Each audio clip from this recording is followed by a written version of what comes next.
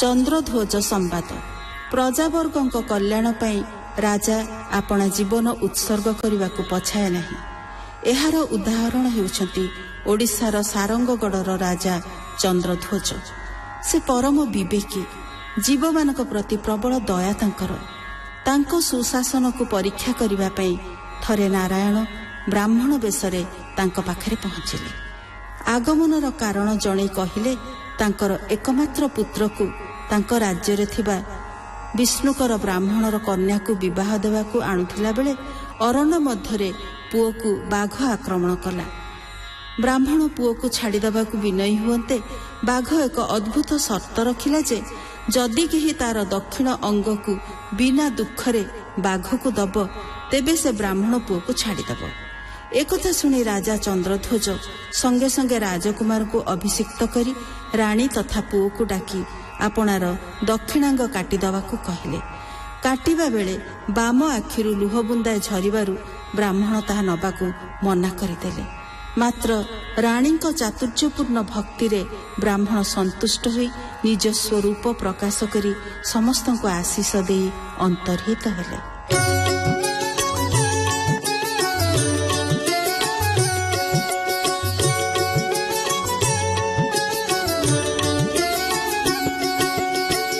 କହଇ ସେ ମନ ରାଜନ ଚୈତନ୍ୟ କହ ଭକ୍ତ ଗୁଣ ଭକତ କଥା ମୃତ ପାନ କରି ପବିତ୍ର ହେଉ କର୍ଣ୍ଣ ଚୈତନ୍ୟ କହେ ମନ ଶୁଣ ଚନ୍ଦ୍ରଧ୍ୱଜ ନାମେ ରାଜନ ଓଡ଼ିଶା ସାରଙ୍ଗଗଡ଼ର 16 ଯୋଜନ ରାଜ୍ୟ ତାର ରାଣୀ ନାମ କୁନ୍ଦନ ଦେଇ ବିଦ୍ୟାଧର ପୁତ୍ର ଅଟଇ ରାଜା ଯେ ବିବେକ ସୁଶୀଳ ଦୟା ଭାବରେ ଅତି ଭୋଳ ଦେବା ପଦରେ ସେହୁ ଜଣେ ହରି ଭଜଇ ଅନୁକ୍ଷଣେ ରାଜା ଯେ ପରଜାଙ୍କ ଚିତ୍ତ ଭକ୍ତି ଭାବରେ ଅଛି ପୂତ ଜାଣିଲେ ବ୍ରହ୍ମାଣ୍ଡ ଗୋସାଇଁ କରୁଣା କଲେ ତାଙ୍କ ଠାଇଁ ସେ ରାଜପୁତ୍ର ବିଦ୍ୟାଧର ପାରିଧି କରେ ବନସ୍ତର ଦିନେ ଅନେକ ମୃଗ ମାରି ଗୃହକୁ ଅଇଲା ସେ ଫେରି ତା ପିତା ଚନ୍ଦ୍ରଧ୍ୱଜ ଦେଖି ପୁତ୍ରକୁ କହେ ହୋଇ ଦୁଃଖୀ ଦୁର୍ବୁଦ୍ଧି କଲୁରେ କୁମର ଦ୍ରୋହୀ ହୋଇଲୁ ହରିଠାର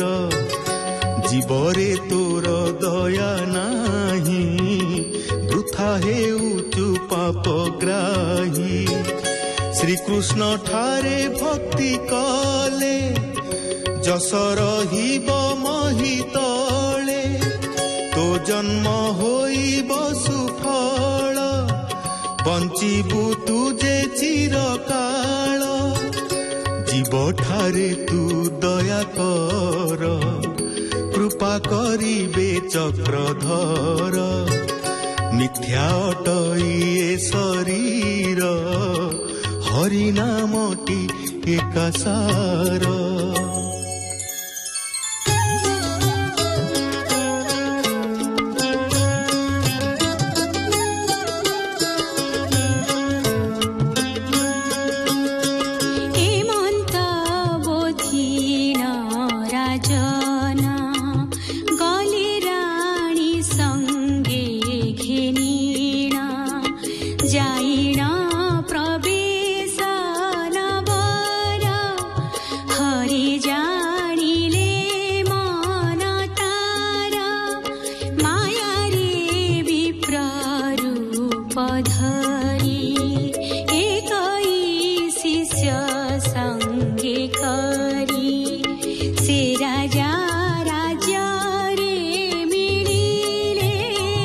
वेद गायन आरंभिले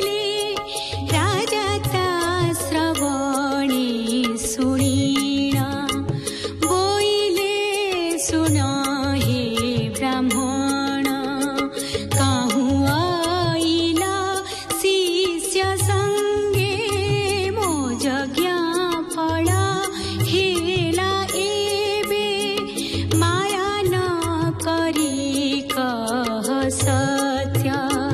କେବଳ କାରଣୀ ଆଗତ ଯାହା ମାଗିବ ତା ଦେବଇ ବେଗେଣ କହିବା ଗୋସାଇ ସତ୍ୟ ସତ୍ୟ ମୋର ବଚନ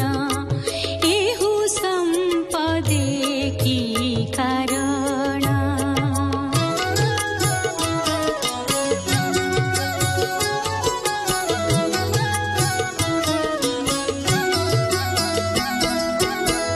ତା ଶୁଣି କହିଲେ ବ୍ରାହ୍ମଣ ଶୁଣ ହୋ ନୃପତି ତୁ ପୁଣ ଧର୍ମ ନଗରେ ମୋର ଘର ଏକଇ ପୁତ୍ର ଥିଲା ମୋର ତୋ ରାଜ୍ୟ ଅଛି ବିଷ୍ଣୁଙ୍କର ଏକ ଦୁହିତା ଅଛି ତାର ତାହାର ବିବାହ ଅର୍ଥେ ଜାଣ ମୋର ପୁତ୍ରକୁ ଆଣନ୍ତେଣ ଆସନ୍ତେ ଅଗମ୍ୟ ବନସ୍ତେ ବ୍ୟାଘ୍ରିକ ମିଳିଲା ତୁରିତେ ସେ ଦୁଷ୍ଟ ବଳେ ଝାମ୍ପି ଆସି ମୋ ପୁତ୍ରେ ନେଲା ସେ ଆକର୍ଷି ତହୁଁ ମୋ ପୁତ୍ର କଲା ରଡ଼ି ବୋଇଲା ମୋତେ ଗଲ ଛାଡ଼ି ତା ଦେଖି ବୁଡ଼ିଲା ମୋ ଜ୍ଞାନ କ୍ଷଣେ ମୁଁ ହୋଇଲି ମୌନ ମିଳିଲି ସେ ବ୍ୟାଘ୍ର ପାଶରେ ମୁଣ୍ଡକ ଚାଡ଼ିଲି ଭୂମିରେ ତା ପାଦ ତଳେ ମୁଁ ପଡ଼ିଲି ମୋତେ ପୁତ୍ର ଦିଅ ତୁ ବୋଲି ମନୁଷ୍ୟ ବଚନ ପ୍ରକାର ମୋତେ ସେ କହିଲା ଉତ୍ତର ଶୁଣ ବ୍ରାହ୍ମଣ ମୋ ବଚନ ତୋ ପୁତ୍ର ଅଟେ ମୋ ଭୋଜନ ରୋଗ ଯେ ବ୍ୟାଘ୍ର ସର୍ପାଘାତ ଯମର ଅଟନ୍ତି ଏ ଦୂତ ଘୋଟଇ ଯେତେବେଳେ କାଳ ଦାନ ପୁଣ୍ୟ କଲେ ନିଷ୍ଫଳ ଅବଶ୍ୟ ସେ ପ୍ରାଣୀ ମରଇ ଧର୍ମଶାସ୍ତ୍ରରେ ଅଛି କହି ଶୁଣି ମୁଁ ଅନେକ କାନ୍ଦିଲି ବହୁତ ବିନୟେ କହିଲି କେମନ୍ତେ ପୁତ୍ର ମୋ ବଞ୍ଚଇ ତାହା ତୁ କହ ବୁଝାଇ ଯାହା ମୋତେ ସେହି ବୋଇଲା କହିବା ନୁହଁ ସେ ଭଲା